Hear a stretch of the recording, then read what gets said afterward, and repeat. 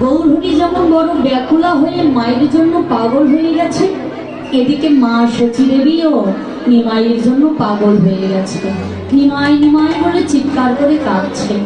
আমার গৌর সুন্দর কি করলেন, আর বিলম্ব না করে ভগত সঙ্গে প্রণাম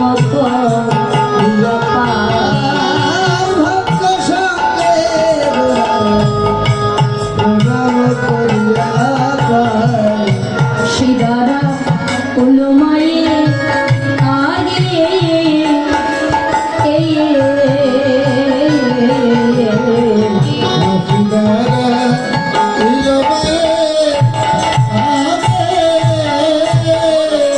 বলি এই তো আমি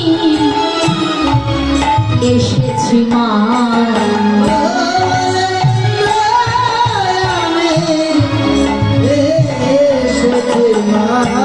হরিনামের খেলা শান্ত করে এই তো আমি এসেছি মা। হরিনামের খেলা শান্ত করে আমি এসেছি মা।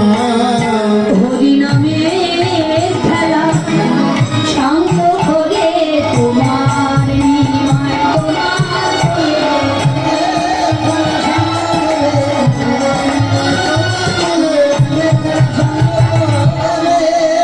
দেখো রে আমি এসেছি মা।